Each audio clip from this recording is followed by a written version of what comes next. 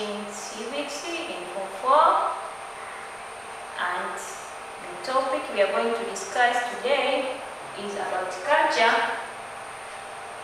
and the subtopic will be the concept of culture. As we all know that every society, every community, every country in the world has got its own culture. Every community has its own culture. And that will be our main concern for today. So the meaning of culture, we are saying culture is the totality of people's ways of life, which means that it is concerned much, it is compatible with human life. Again, we are saying culture are all behaviors, ways of life of a particular society in a given time and environment. So, as I have said, every society, every community in the world has got its own culture.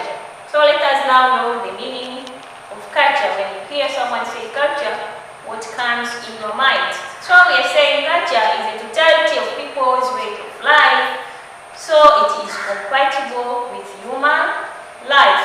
Culture, it is concerned with human life. Again, we are saying culture are all behaviors, ways of life of a particular society in a given time and environment. It involves behaviors, how people they behave, the ways people are living in particular societies at a given time and environment. That is what we call culture. Again, we are saying culture can be defined as all the behaviors, ways of life, arts, beliefs, and institutions of a population that are passed from generation to generation.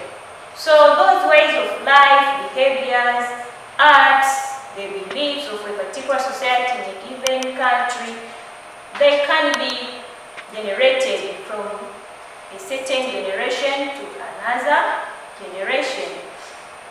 Again, we are saying culture includes things like dressing style, like language, religious activities, norms of behaviors, how people are behaving in certain societies, how people are dressing, the dressing style of peoples.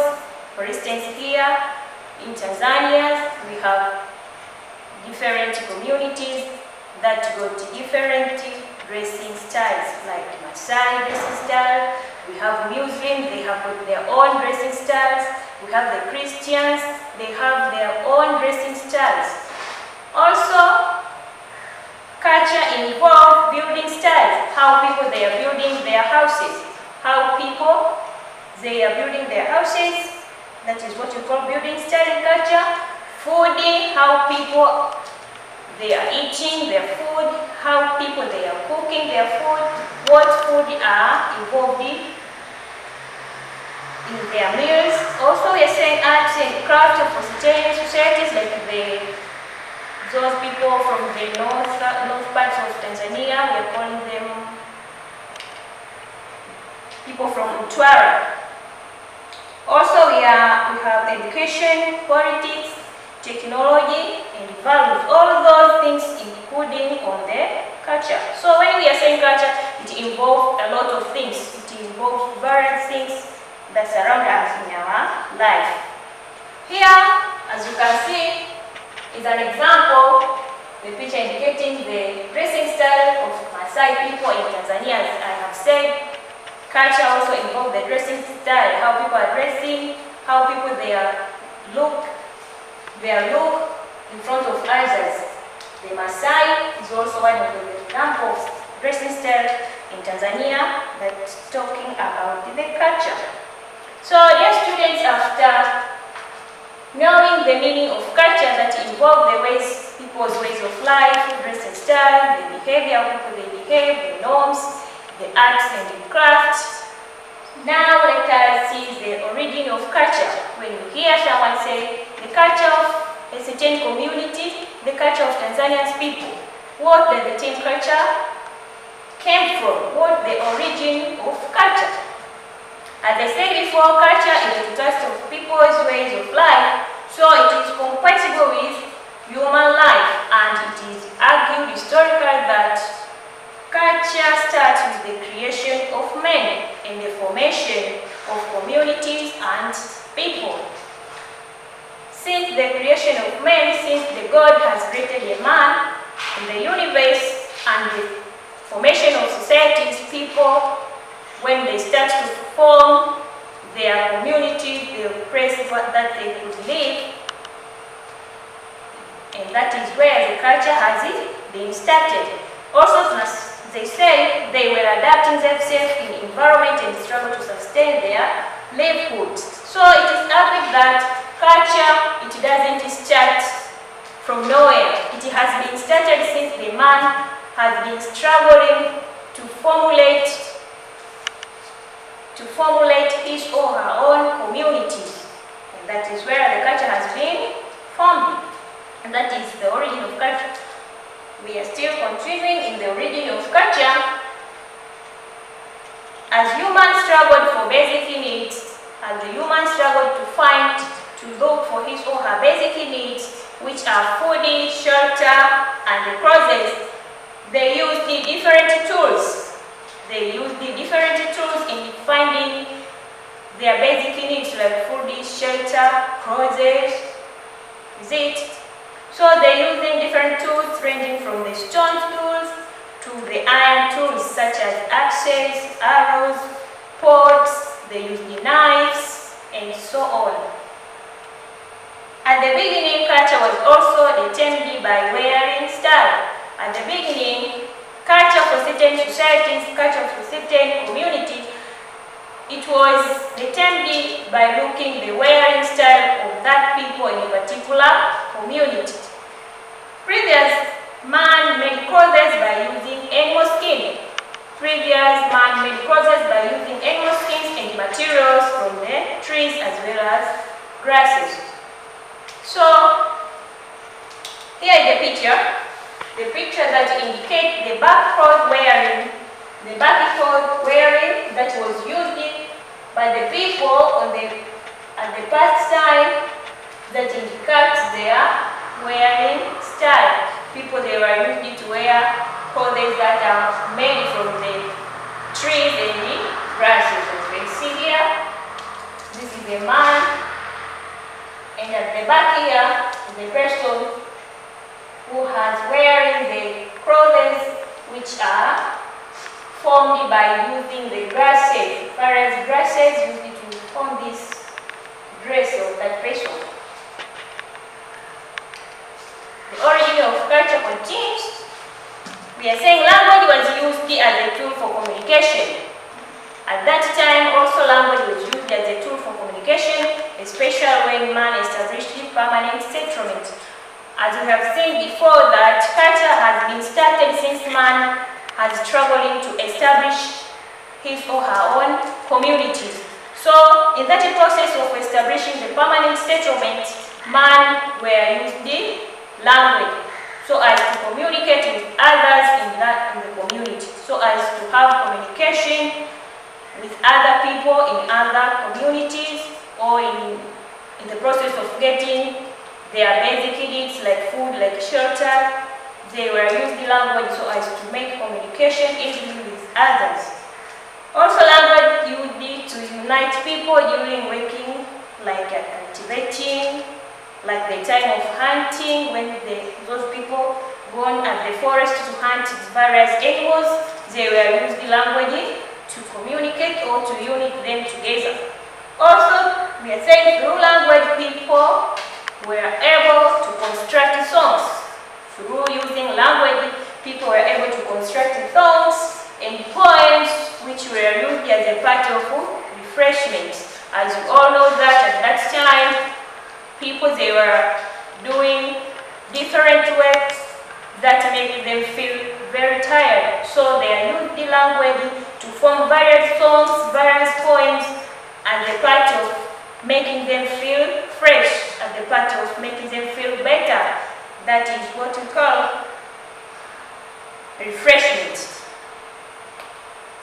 Although culture went hand in hand with human life, we are saying although culture went hand in hand with human life, it evolved according to the needs of the societies. Culture varied or differed according to the needs of the society and the influence of the environment. So the main point here is that the culture of a certain society is different from the culture of that particular society. As you can see here, we Tanzanians, we have our own culture, and our fellow countries like Kenya, like Uganda, they have their own culture. This is because culture, it has been varied according to the nature and the influence of the environment. So dear students and viewers, after knowing the meaning and the origin of culture, let us now know the aspects of culture. Culture generally has got two main aspects of culture. We are saying culture has got two main aspects. That is material culture, and the second one is non-material culture, or in other way, non-material culture is called intellectual culture. So we have two main aspects of culture. We have material culture and we have non-material culture or intellectual culture. So what is material culture? Material culture, we are saying, refers to those tangible things or physical objects that you can see and touch them easily. Material culture is those things that you can touch them, we can see them with our naked eyes. That is material culture. Again, we are saying material culture includes spears, those cooking pots, those houses, classes, those tables, and many other things that can be seen, that can be touchable. And here is an example of material cultures. I have been saying material culture includes those things that we can see them, that we can touch them, they are seen physically. Here is an example of the house that show the example of material culture. Let us continue. We are saying those cultural objects, those material culture that include the houses, cooking pots, the spears, the arrows, the tables, chairs, all those cultural objects reflect the nature of the society in which they were made. Those objects, cultural objects that we have been discussed before, they reflect the nature of the societies that they were made. Again, we are saying material culture show the extent to which man has achieved in mastering the nature. Material culture shows the extent to which man has achieved to master his or her own nature or his or her own environment. For instance, here in the house, and the past time that the Sukuma tribe or the people from Mwanza, people from Shinyanga, they came from the Sukuma tribe, they were used to build their house like this one. Their house at the past time, they were looking like this one. But at nowadays you can see they have been modified to build their houses. Now they are using the very modified tools to build their house. So we are saying culture shows the extent to which man has achieved in mastering his or her own nature. Again, we are saying such achievements include the level reached in the production, the level achieved in the production of tools of labor, those tools that they are used in producing various goods, the tools used in producing various goods. Also, we are saying the technical skills developed, their skills, their techniques that they are used to modify or to build, to form various things, show the extent to which man has mastered his or her own nature. Also, the availability of everyday needs, the availability of everyday needs of human and many other achievements. So there are various achievements that you need to show us the level reached to a man in mastering his or her own nature. Remember, we were talking about the material culture as one of the aspects of culture. So let us now come to another aspect of culture, which is known as intellectual culture or non-material culture. The intellectual culture or non-material culture. As we have said before, one of the aspects of culture is material culture. And we have been said that material culture includes those things that you can touch and see them, those physical objects, those tangible objects. So here in non-material culture, intellectual culture, it's just the vice versa of the material culture. Non-material culture involves those things that we can't touch them, those things that we can't see them by using our own eyes. Is it? So we are saying non-material culture are intangible or abstract creations of human society. As we can't see them, as we can't touch them, we are saying those things, they are just abstract creation of human life. We are just assuming them in our own heads.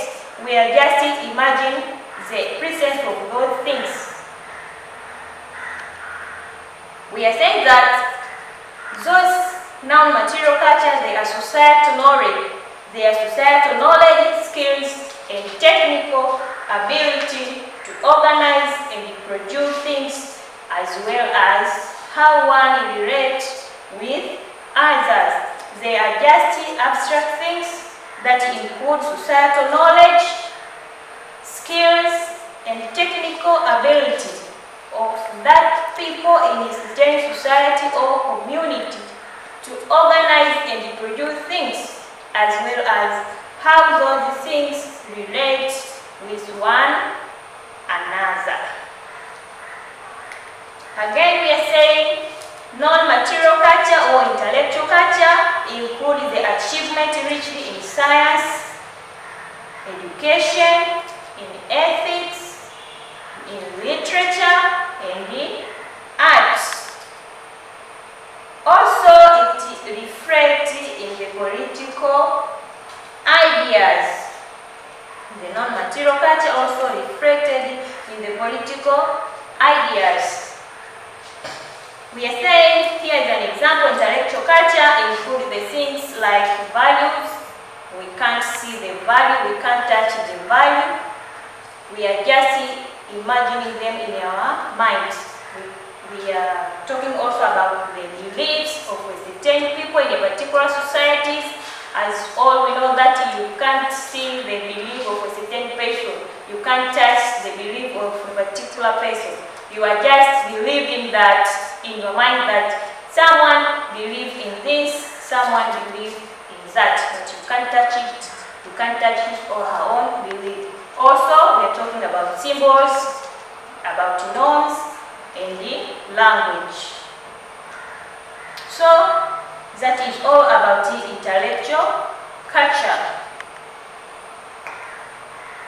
So, before winding up our period for today, here is some questions. Here is some questions to measure your understanding about what you have been discussed today. Remember that we have been discussed about the meaning of culture. We have been also discussed the origin of culture, how culture came from, the aspect of culture. As I have been said that we have two main aspects of culture.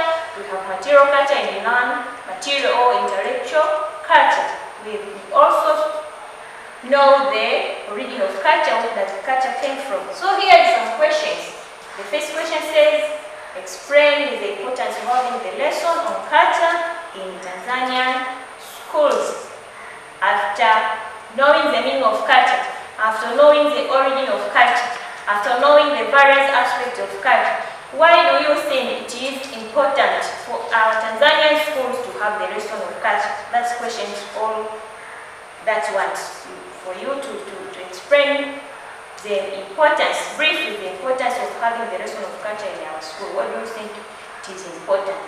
Also, the second question, it is about to write a short explanation on the origin of culture. Short explanation on the origin of culture. So, by saying so, let us end here for today. Remember, you are with me, Madam Mwajuma Hamisi. I am kindly asking you to subscribe our ETETA channel from Morogoro for more information, for more videos concerning different lessons like here civics and other lessons. Until next time, thank you.